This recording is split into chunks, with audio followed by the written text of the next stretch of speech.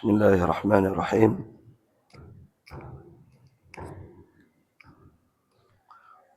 Assalamualaikum warahmatullahi wabarakatuh.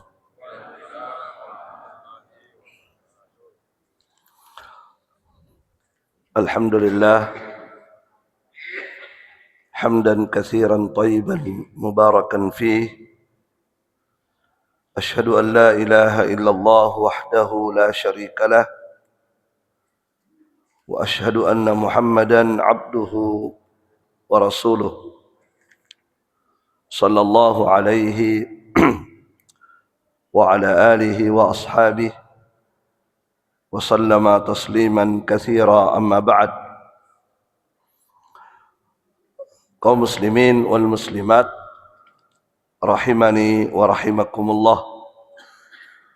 Alhamdulillah, pada subuh hari ini kita kembali akan melanjutkan kajian kita membahas kitab Al-Usul Al-Thalathah karya Syekh Muhammad bin Abdul Wahhab rahimahullahu ta'ala.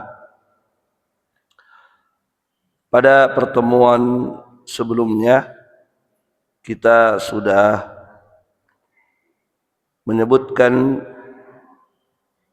jenis ibadah al-isti'anah. Al-isti'anah artinya meminta pertolongan. Baik, ini sudah kita bahas pada pertemuan sebelumnya. Kemudian berikutnya penulis menyebutkan jenis ibadah yang selanjutnya adalah al-isti'adah. Al-isti'adah. Al-isti'adah artinya meminta perlindungan. Kalau yang pertama tadi meminta pertolongan kepada Allah. Kalau ini al-isti'adah artinya meminta perlindungan kepada Allah dari perkara-perkara jelek, dari perkara-perkara yang berbahaya, agar Allah melindungi kita. Ya. Baik. Kemudian beliau menyebutkan dalilnya. Dalil bahwa al-isti'adah, meminta perlindungan kepada Allah, itu adalah ibadah. Kata beliau, wa dalilul isti'adati qauluhu ta'ala. Dan dalilnya, dalil bahwasanya isti'adah, meminta perlindungan kepada Allah adalah ibadah. Dalilnya adalah firman Allah Subhanahu wa ta'ala. Beliau menyebutkan dua dalil. Yang pertama surah Al-Falaq, yang kedua surah An-Nas. Kata beliau, qauluhu ta'ala, itu firman Allah Subhanahu wa ta'ala, qul a'udzu birabbil falaq. Qul a'udzu birabbil falaq. Wahai Muhammad, katakan, ucapkan a'udzu birabbil falaq. Saya berlindung ya kepada Rabbnya Al-Falaq. Saya meminta perlindungan, memohon perlindungan kepada siapa? Kepada Rabbnya Al-Falaq. Ya, Rabb itu, Rabb kata Ar-Rabb, nah, itu biasa kita dapat di Al-Quran. Kata Ar-Rabbu, Rabbul Alamin, Alhamdulillahi Rabbil Alamin. Banyak di Al-Quran kata Ar-Rabbu. Ya, apalagi Rabbana, itu kalau doa itu selalu Rabbana, Rabbighfirli, ya Rabbana la tu'akhidna, Rabbana atina. Itu Ar-Rabbu. Ar-Rabb itu jamaah sekalian, Ar-Rabbu ini sudah pernah kita bahas sebenarnya. Ar-Rabbu artinya apa? Artinya Ar-Rabb. Ar-Rabb itu nama Allah. Ar-Rabbu itu salah satu namanya Allah Subhanahu wa taala. Apa artinya Ar-Rabbu? Ar-Rabbu artinya Al-Khaliqu, Ar-Raziqu, Al-Mudabbiru. Itu artinya Ar-Rabb, yang mencipta, yang memberi rezeki, dan yang mengatur. Yang mencipta semua alam semesta dan isinya, yang memberi rezeki semuanya, manusianya diberi rezeki, binatang semua. Ya, kemudian Al-Mudabbir, yang mengatur alam ini beserta dengan semua isinya, diatur. Matahari diatur, bulan diatur, langit diatur, laut diatur, angin diatur, manusia diatur, jin diatur, binatang yang mengatur. Itu artinya Ar-Rabb. Ya, baik. Qul a'udzu birabbil falaq.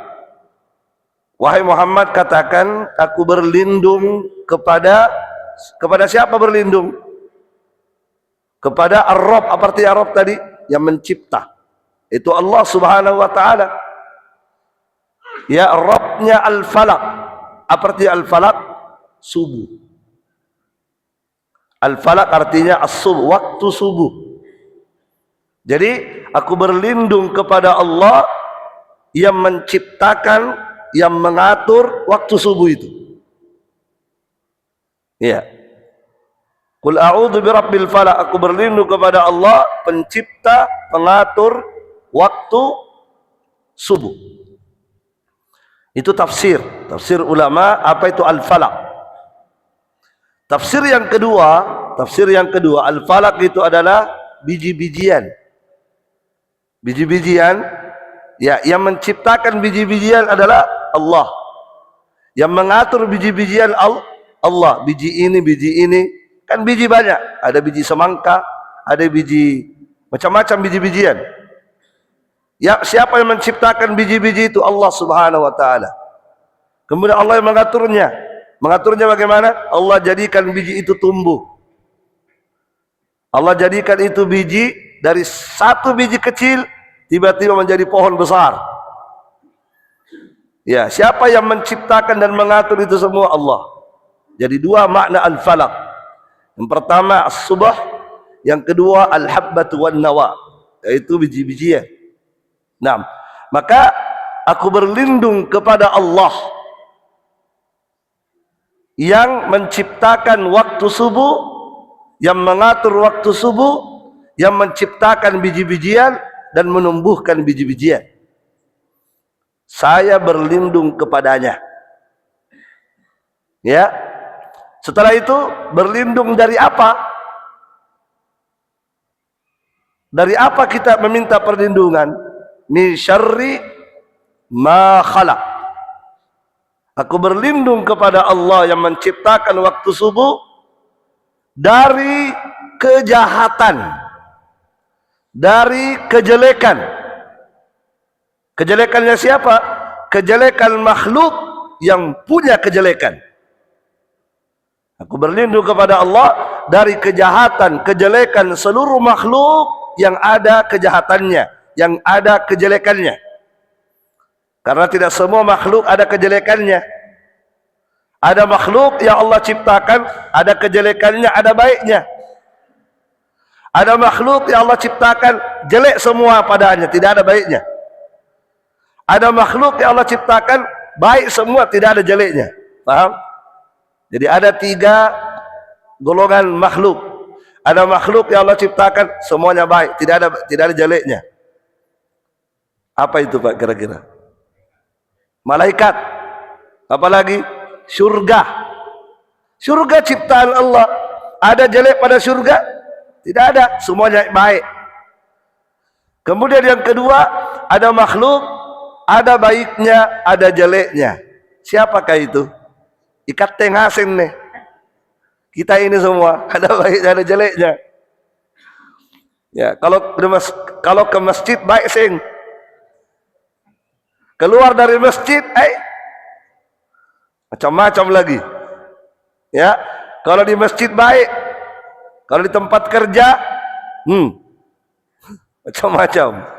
Ya, jadi ada makhluk yang begitu, yang ada jeleknya, tapi ada juga baiknya. Ada makhluk tidak ada baiknya, jelek semua. Apa itu? Iblis. Iblis, semua kejelekan yang ada padanya. Kalau api Pak, api ada jeleknya, ada baiknya. Ya, yang jelek itu kalau dia membakar satu rumah, jelek lagi dia. Tapi kalau dia membakar ikan, ya kan, masya Allah. Ya. Jadi jamaah sekalian, kita berlindung kepada Allah dari yang mana? Dari kejelekan makhluk yang ada jeleknya. Dari jeleknya manusia yang ingin berbuat jelek, dari jeleknya jin yang ingin syaitan yang ingin berbuat jelek. Nah, jadi kita meminta perlindungan kepada Allah dari kejahatan, kejelekan seluruh makhluk yang ingin berbuat kejahatan. Baik. Kemudian berikutnya, kita tidak kupas ya karena bukan pembahasan tafsir sebenarnya. Kita karena dalilnya ini disebutkan. Kemudian berikutnya, min syarri ma khalaq wa min syarri ghasiqin idza waqab. Kemudian yang kedua, saya meminta perlindungan kepada Allah dari kejelekan malam, kejelekan yang terjadi pada malam hari ketika sudah gelap. Idza waqab. Dari kejelekan ya yang terjadi di malam hari, idza waqab, ketika malam itu sudah mulai gelap. Ya. Kenapa Allah sebutkan itu? Kenapa Allah sebutkan kejelekan malam, kejelekan di waktu malam? Karena biasanya kejelekan itu banyak terjadi di malam hari. Kejelekan itu banyak terjadi di malam hari. Tukang santet, Pak Doti-Doti, biasanya beraksi di malam hari. Kemudian hewan-hewan buas, binatang-binatang buas, hewan-hewan yang berbahaya, biasanya mereka keluar di malam hari. Apalagi dulu kan, dulu bukan kota. Dulu Nabi dan para sahabat tinggal di gurun pasir. Banyak kalajengking, banyak ular, banyak ini. Dan biasanya mereka keluar di malam hari. Ya, dan para sahabat biasa beraktivitas di malam hari, ke masjid malam Isya, karena mereka pulang dari masjid di tengah malam. Banyak kejahatan di malam hari, perampok, pembegal. Nah, itu biasanya beraksi di malam hari ya. Itu dulu itu perampok malam hari. Kalau sekarang tidak kenal waktu, siang, malam, pagi, sore. Tidak ada, non-stop orang berbuat jahat sekarang. Nah, inilah yang kita minta kepada Allah. Ya Allah, saya meminta kepadamu, lindungilah saya dari kejahatan, kejelekan yang terjadi di malam hari ketika sudah gelap. Kita tidak tahu. Kadang kita naik motor tengah malam. Nah, inilah pentingnya kita meminta, ya Allah, lindungi saya. Lindungi saya. Kalau saya keluar malam, banyak kejahatan di malam hari, ya Allah, saya meminta kepadamu perlindungan dari kejahatan yang terjadi di malam hari ketika sudah gelap. Terus apa lagi? Wa min syarrin naffatsati fil 'uqad. Kemudian dari kejelekan an-naffatsat. An-naffatsat artinya tukang sihir perempuan. Ya, tukang sihir perempuan yang meniup mantra-mantra ya fil 'uqad, kemudian dia tiupkan ke ikatan-ikatan simpul-simpul. Tukang sihir itu ada biasa medianya. Ya, ada medianya untuk menyihir. Ya, kalau datang orang kepada tukang sihir, ya, Pak, tolong sihirkan saya orang itu. Saya mau itu orang itu berpisah suaminya dengan istrinya, sihir dia. Supaya keduanya berpisah, supaya keduanya saling membenci. Nah, biasanya tukang sihir mengatakan, ya biasanya itu tukang sihir bilang, carikan ke rambutnya, carikan ke fotonya, ambilkan ke fotonya. Dia minta begitu, fotonya ambilkan kak, atau rambutnya ambilkan kak, atau pakaiannya ambilkan kak, pokoknya yang ada pada badannya ambil. Setelah itu dia kumpul, dia ikat, baru dibaca-baca. Yo. Nah, kemudian bekerjalah sihir tersebut. Nah, itulah yang dimaksud di ayat ini. Wa min syarrin naffatsati fil uqad. Dari kejelekan tukang sihir perempuan. Kenapa perempuan disebut di ayat ini? Karena dulu kebanyakan tukang santet perempuan. Kebanyakan tukang sihir dulu itu perempuan. Laki-laki jarang. Laki-laki dulu itu bagi mereka tukang santet itu tidak baik, pekerjaan tidak baik. Ya, orang-orang dulu itu yang sukanya mereka langsung perang. Tidak main-main dukun. Ya, tidak main-main tukang santet. Mereka itu main pedang, laki-lakinya. Yang sering main santet itu perempuannya. Ya, bukan berarti laki-laki tidak ada penyantet, banyak juga laki-laki tukang santet. Ya, jamaah sekalian, min syarrin naffatsati fil uqad. Dari kejahatan, dari kejelekan, an-naffatsat, tukang sihir wanita yang meniup pada buhul-buhul dan ikatan-ikatan. Kemudian berikutnya, wa min syarri hasidin idza hasad. Dan dari kejelekan orang-orang yang hasad. Nah, dari kejelekan orang-orang yang hasad. Banyak orang hasad. Banyak orang iri, dengki kepada kita. Apalagi kalau kita punya banyak kelebihan. Ya, biasanya orang itu cemburu, tukang iri-iri. Ya, itu bahaya. Dan orang yang hasad itu bahaya. Bahaya itu kalau orang sudah hasad kepada kita.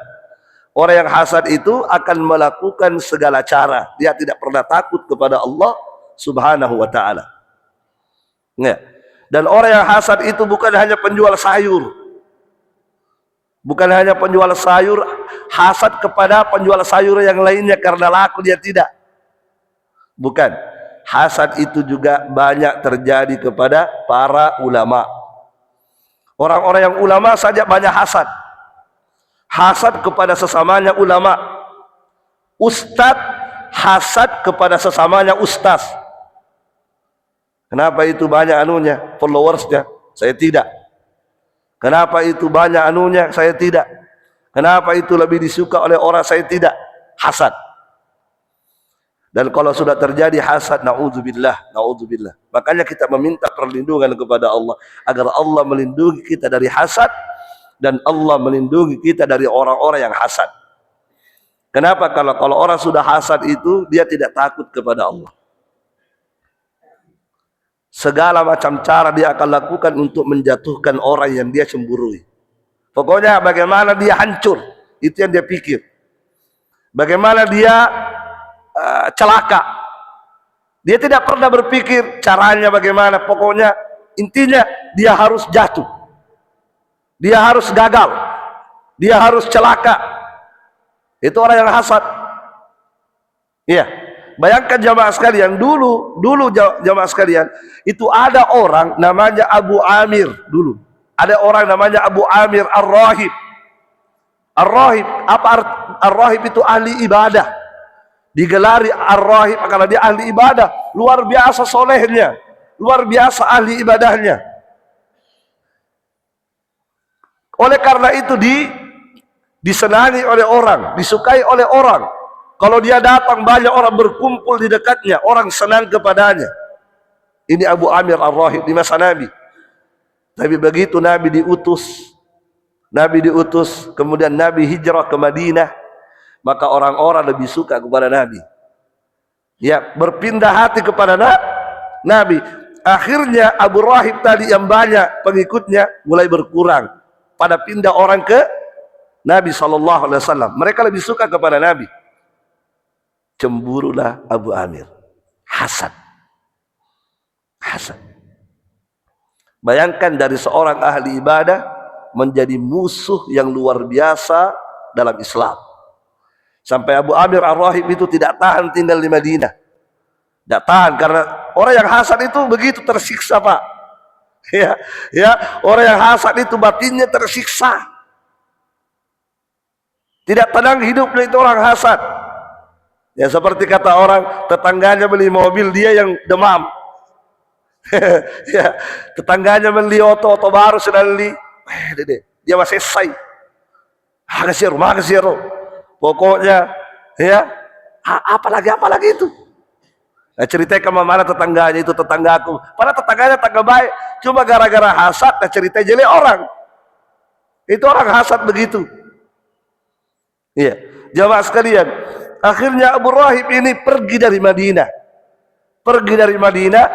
yang meninggalkan kota Madinah, kemudian pergi ke Syam, ke Palestina, bergabung dengan orang-orang Kristen. Di Syam waktu itu kan orang-orang Nasara banyak, di Palestina dulu. Maka dia pergi ke sana, bergabung dengan orang-orang Nasara, kemudian merencanakan kejahatan. Apa kejahatan direncanakan? Dia menghubungi orang-orang munafik yang ada di Madinah. Bagaimana kita menghancurkan Islam dan Muhammad ini? Bayangkan itu, gara-gara hasad. Seperti itu. Ngeri. Jamaah sekalian, inilah yang kita minta kepada Allah, wa min syarri hasidin idza hasad. Nah. Kemudian berikutnya, dalil yang kedua disebutkan oleh beliau, wa qauluhu ta'ala, dan firman Allah Subhanahu wa taala, qul a'udzu birabbin nas. Wahai Muhammad, katakan, ucapkan, a'udzu, saya berlindung kepada Allah. Rabbin nas. Apa artinya Rabb tadi, Pak? Pencipta, pemberi rezeki, pengatur. Pencipta manusia, Rabbin nas. Saya berlindung kepada Allah yang menciptakan semua manusia. Mulai dari Adam sampai manusia hari kiamat terjadi nanti terakhir. Siapa yang menciptakan semua itu? Allah sendiri. Allah menciptakan semua manusia, yang mengatur seluruh manusia, yang memberi rezeki seluruh manusia. Masya Allah, banyak tak ini dikasih rezeki, tapi tidak pernah habis miliknya Allah. Ya, kalau kita ini berapa gaji tak, Pak? 20 juta gaji tak, ya kalau 20 anak tak langsung habis satu hari. Ya, bagaimanapun kayanya kita tidak bisa membiayai banyak orang, tidak bisa, karena kita terbatas. Tapi Allah, berapa yang Allah biayai setiap hari itu? Berapa yang Allah kasih makan setiap hari? Kita juga biasa kasih makan gratis, tetapi tidak bisa tiap hari. Kenapa? Kalau tiap hari habis tongki itu. Ya kan? Tapi kalau Allah, coba bayangkan, qul a'udzu birabbin nas, saya berlindung kepada Allah yang menciptakan, yang memberi rezeki, yang mengatur seluruh manusia. Banyaknya manusia diatur. Apa yang diatur manusia? Apa yang diatur, Pak? Semuanya diatur. Nyawanya diatur, keluar masuknya diatur itu. Ada orang lancar keluar masuknya, ada orang tersendat-sendat karena kena asma. Ya kan? Ya. Diatur semua. Apanya lagi yang diatur? Ini hari ini berapa orang yang lahir, berapa orang yang mati. Hari ini siapa yang sakit, siapa yang sembuh, siapa yang masuk rumah sakit, siapa yang keluar. Hari ini berapa rezekinya ini orang, berapa rezekinya ini orang. Hari ini siapa yang menikah, siapa yang cerai. Diatur semuanya oleh Allah Subhanahu wa taala. Coba bayangkan. Makanya jamaah sekalian, kita hanya berlindung kepada Allah karena Allah Maha hebat. Masa kita berlindung kepada jin? Berlindung kepada orang yang sudah mati? Apa kemampuan mereka itu? Makanya kita disuruh berlindunglah kepada Allah. Kenapa? Karena Allah Maha hebat, Allah Maha perkasa, Allah Maha luar biasa. Di antara luar biasanya Allah apa? Mengatur seluruh manusia. Luar biasa. Mencipta seluruh manusia, memberi rezeki seluruh manusia yang begitu banyak. Termasuk Israel, diatur, dicipta oleh Allah, diatur oleh Allah. Dan ada saatnya Allah akan binasakan, pasti itu kita yakin. Yakin. Cuma kan kadang butuh proses. Sebagaimana Nabi awalnya disiksa bertahun-tahun, bahkan Nabi harus hijrah ke Madinah, meninggalkan Mekah. Itu harus, kata Allah, tinggalkan dulu Mekah. Padahal bisa saja langsung Allah, bisa saja. Tapi kenapa Allah mengatakan tinggalkan, jangan melawan. Turun ayat-ayat, jangan melawan, biarkan. Tinggalkan Mekah, pindah ke Madinah. Di Madinah Nabi menyusut kekuatan, Nabi berdakwah 10 tahun, 20 tahun, ya kan? Tapi ada saatnya Allah yang mengatur semuanya. Allah yang mencipta semuanya. Allah yang memberi rezeki semuanya. Baik.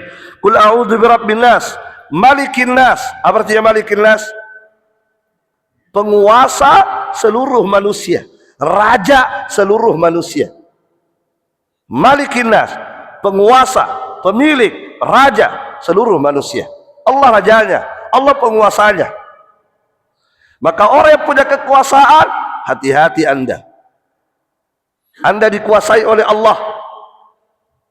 Ya, yang punya kekuasaan, hati-hatilah Anda. Anda hanya dititipkan kekuasaan itu oleh Allah. Ingat, suatu saat di hari kiamat tidak ada penguasa kecuali hanyalah Allah Subhanahu wa taala. Maliki yaumiddin, penguasa, raja hari pembalasan. Di hari itu tidak ada lagi raja, tidak ada lagi penguasa. Ya, yang penguasa tunggal hanyalah Allah Subhanahu wa taala. Ya, qul a'udzu birabbin nas, malikin nas, ilahin nas. Apa arti ilahin nas?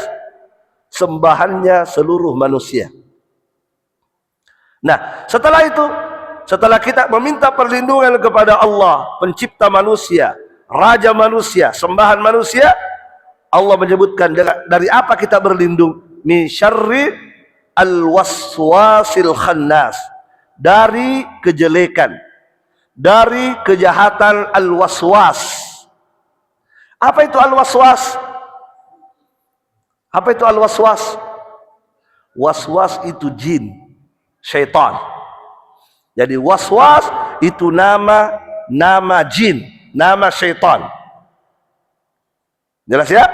Jadi salah satu nama syaitan itu namanya adalah al-waswas. Nah, kita berlindung dari itu. Meminta perlindungan kepada Allah, ya Allah, lindungilah saya dari kejahatan, dari kejelekan jin ini, jin yang bernama al-waswas, al-khannas. Apa al-khannas? Yang maju mundur. Al-khannas artinya taqaddama wa ta'akhkhara. Itu artinya al-khannas, maju mundur. Ya, bisa juga diterjemah yang bersembunyi. Kadang muncul, kadang sembunyi. Di mana bersembunyi? Di mana jin ini bersembunyi? Dan dia maju mundur, muncul, tenggelam. Di mana? Di mana? Di dalam tubuh kita. Di dalam tubuh kita ada. Ya, dan mengalir di pembuluh darah kita. Mengalir di pembuluh darah kita. Kata Nabi, inna syaitana yajri min ibni Adam majrad dam. Sesungguhnya syaitan itu mengalir di pembuluh darahnya manusia. Nah, ini kadang membahayakan, kadang tidak. Makanya disebutkan al-khannas. Apa arti al-khannas? Maju, mundur, muncul, tenggelam, kelihatan, sembunyi. Kapan dia muncul? Kemudian menyerang manusia, membahayakan manusia. Ketika manusia lalai dari zikir, ketika manusia tidak ingat Allah, ketika manusia tidak ingat Allah, tidak pernah pengajian, tidak pernah baca Al-Quran, tidak pernah sholat, tidak pernah zikir. Pokoknya ketika manusia lupa kepada Allah, lalai kepada Allah, maka syaitan itu muncul dan melakukan kerusakan. Tapi ketika manusia ingat kepada Allah, maka syaitan sembunyi. Tidak berani, takut. Ya, itu. Dan ini bahaya sekali. Makanya kita selalu butuh kepada Allah, ya Allah, lindungi saya dari satu ini, dari kejelekan yang satu ini, kejelekan syaitan. Kalau sebelumnya kejelekan tukang sihir, kejelekan ini, yang malah lebih parah Pak, kejelekan tukang sihir atau kejelekan syaitan ini yang dalam tubuh kita. Yang lebih parah ini, karena ini merusak agama.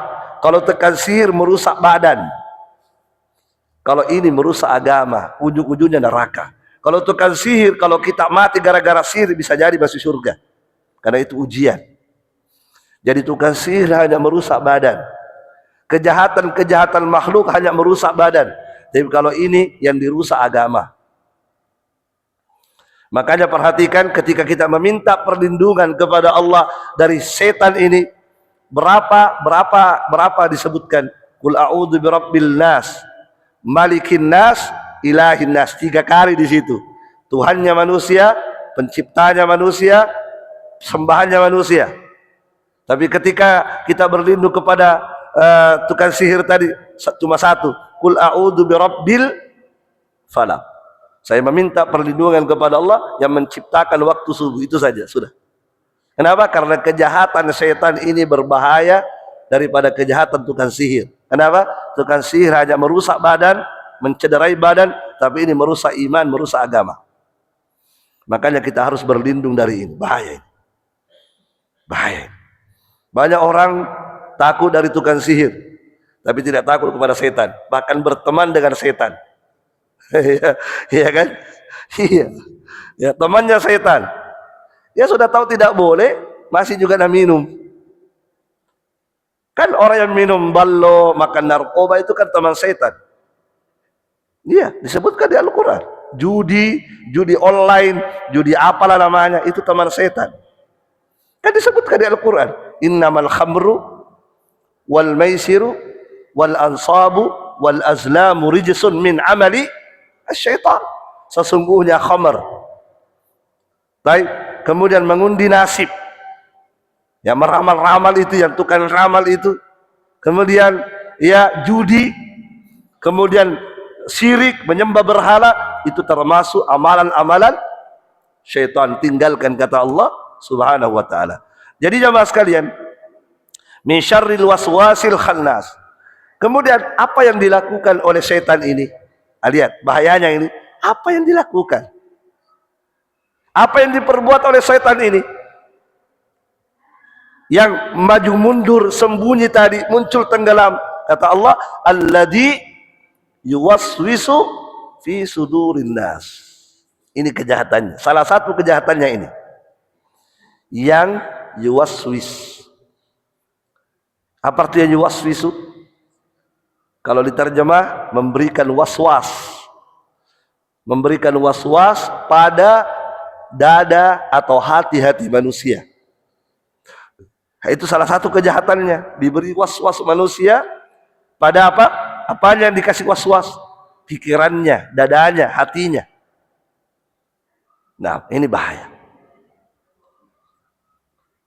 Apa maksudnya itu, Pak?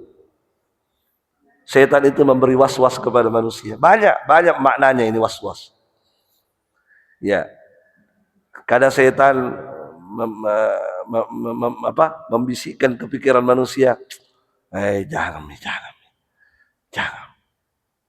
Mau bersedekah, disebutkan dalam Al-Quran, asy-syaitanu ya'idukumul faqra. Setan itu menakut-nakutimu dengan kemiskinan saat mau sedekah. Jangan. Apa anunya anakmu nanti? Tidak ada itu anu. Dikasih begitu. Ya. Dilakukan satu kali, bertobat sebentar. Biar dilakukan dulu satu kali, Ji. Sudah itu tobat.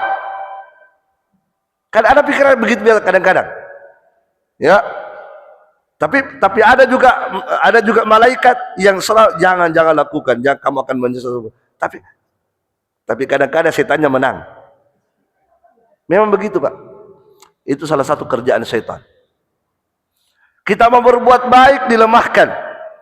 Salah satu makna waswas adalah, perhatikan, ya, sebenarnya ini tafsir ya, tapi ya disebutkan oleh para ulama tafsir, maknanya waswas adalah fayuhassinu lahumus syarra. Sesuatu yang jelek, itu salah satu makna waswas. Setan itu sesuatu yang jelek sekali dibuat nampak indah. Itu makna waswas. Sesuatu yang jelek, tapi setan poles sehingga enak dilihat, cantik dilihat. Padahal jelek. Anu tidak baik, tapi setan buat di pikiran manusia, dia buat bagaimana yang tidak baik itu menjadi indah dilihat. Itu namanya waswas. Naam, wa yunassitu iradatahum. Setelah syaitan membuat sesuatu yang jelek itu menjadi baik, kemudian syaitan mengobarkan semangatnya, memompa semangatnya untuk lakukan, kerjakan. Dibuat. Itu. Contoh saja.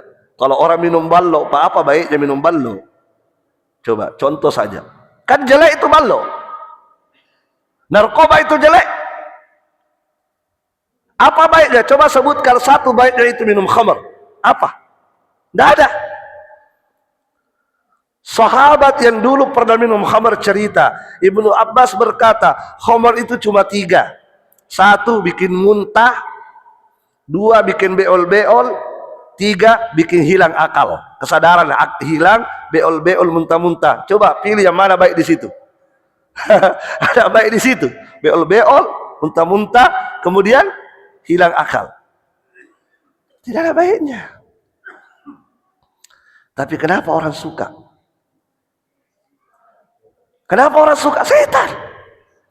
Sesuatu yang jelek dipoles nampak indah, kemudian disemangati melakukan. Itulah was-was namanya. Yuwaswisu. Itu. Ini bahaya sekali. Coba lihat jamaah sekalian, LGBT adalah perbuatan yang dilaknat oleh Allah Subhanahu wa taala, bahkan Allah pernah menghancurkan mereka dengan membalik ini bumi. Bukan likuifaksi, bukan gempa bumi, dibalik oleh Allah bumi ini gara-gara LGBT, homo, lesbian, gay. Ada baiknya. Ada baiknya laki-laki sesama laki-laki si nyonyo. Ada? Tidak ada. Orang yang tidak waras, orang yang menyelisihi fitrah sebagai manusia. Coba, binatang saja tidak ada kambing jantan melawan kambing jantan, tidak ada itu. Coba cari dalam ilmu binatang, tidak ada. Binatang tidak ada yang begitu. Tidak ada binatang LGBT. Tidak ada. Ada binatang transgender?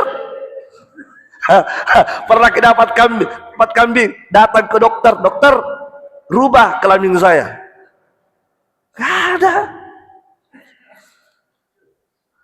ada, tidak ada itu. Coba perhatikan, ya, laki-laki siamba, perempuan la ilaha illallah. Begitulah rusaknya manusia. Sesuatu yang jelas-jelas jelek, menjijikkan, sesuatu yang busuk, buruk, menjijikkan, tapi lihat, dianggap apa? Dianggap keren. Kena was-was syaitan. Sesuatu yang betul-betul jelek dinampakkan indah, kemudian dia apa? Yunassitu iradatahum, dibuat manusia semangat melakukan. Sebaliknya, sesuatu yang baik dibuat jelek dan dibuat orang malas melakukan. Itulah was-was. Jelas-jelas baik, baik itu, tapi apa? Syaitan buat nampak mengerikan. Kalau kamu tutup aurat, bercadar itu, hati-hati, tidak baik dilihat. Berjenggot, bembek, ya kan? Kata mereka, ya ada berjenggot kayak kambing, ya kan? Ya, itu tadi itu gagal janggo, bembek di tempat janggo. Nah, kata mereka, bembek di tempat janggo, lo kemana tadi bembek? Tapodangi mak kedai, ite asuwe, asu mak janggo asuwe. Ini kalau kita mau lawan kejelekan dengan kejelekan, tapi kan tidak boleh, ya kan? Tapi begitulah waswas setan, sekalian. Subhanallah, ya.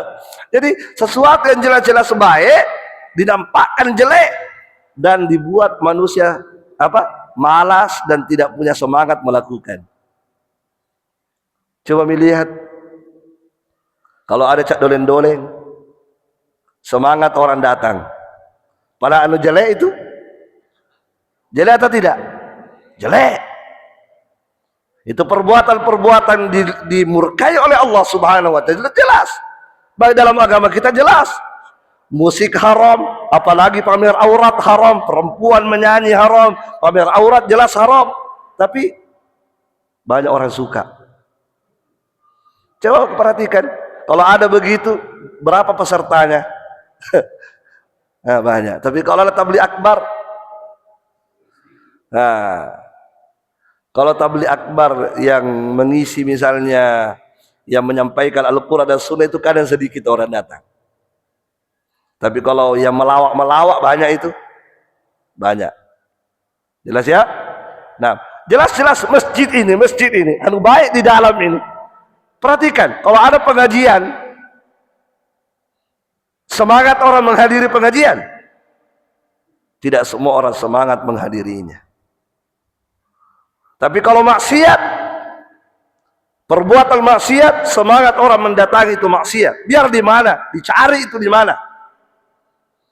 Coba kalau ada artis-artis, ya, dari luar negeri, dari Korea, dari mana, ya, yang jelas-jelas mereka non muslim loh. Datang untuk apa? Datang untuk menyanyi, datang untuk memperlihatkan aurat, datang untuk merusak generasi muda. Lihat semangatnya orang datang.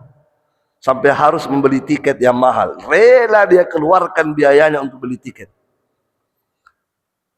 Tapi di sini tempat masuk surga orang tidak tertarik orang masuk ke dalam masjid. Itulah waswas syaitan. Orang-orang yang kena waswas semua. Makanya ini bahaya sekali, bahaya. Oleh karena itu kita meminta perlindungan kepada Allah. Makanya rajin kita baca ini, supaya Allah selamatkan kita dari kejahatan syaitan yang memberikan waswas. Baca terus, Qul a'udzu birabbin nas, malikin nas, ilahin nas, min syarril waswasil khannas, alladzi yuwaswisu fi sudurin nas, minal jinnati wan nas, dari kalangan jin dan manusia. Karena ada jin, setan jin ada setan manusia. Yang mana yang paling bahaya? Setan jin atau setan manusia? Yang mana setan manusia? Teman-temannya setan jin. Jamaah kok kodok ke masjid. Kalau orang itu, ya, saya tidak sholat, saya ada begitu, saya tidak sholat, lancar rezekiku. Itu teman mulia, sholat tidak begitu-begitu hidupnya. Saya tidak sholat, banyaknya rezekiku, jangan kok ke masjid. Itu setan manusia itu. Itu setan manusia. Pengaruh-pengaruh buruk manusia itu setan manusia namanya. Pokoknya semua orang yang menghalangi kita untuk taat kepada Allah, itu namanya setan manusia. Dan ini bahaya kalau kita dapat yang begitu. Betapa banyak orang hancur gara-gara setan manusia. Ada orang yang tadinya Masya Allah luar biasa, ketemulah setan manusia, akhirnya menjadi insya Allah. Tadi Masya Allah ya, tadi Masya Allah, ketemulah setan manusia, jadi insya Allah. Insya Allah Pak, insya Allah ke masjid Pak Ustadz, insya Allah terus. Dulu Masya Allah di masjid terus, begitu ketemu setan manusia, insya Allah terus. Insya Allah Ustadz, insya Allah, sampai mati insya Allah terus. Akhirnya masuk surga insya Allah. Ya kan? Akhirnya masuk surga insya Allah juga. Ya, boleh jadi masuk, boleh jadi tidak. Insya Allah sesuai dengan kehendak Allah Subhanahu Wa Taala. Baik. Mungkin ini dulu Pak yang bisa kita sampaikan. Insya Allah pembahasan ini masih ada. Ya, masih ada pembahasan terkait dengan masalah meminta perlindungan kepada Allah Subhanahu Wa Taala. Wallahu alam. Mungkin cukup dulu. Subhanakallahumma bihamdik. Mohon maaf ada anak mau sekolah. Subhanakallahumma bihamdik, asyhadu an la ilaha illa anta, astaghfiruka wa atubu ilaik. Wassalamualaikum warahmatullahi wabarakatuh.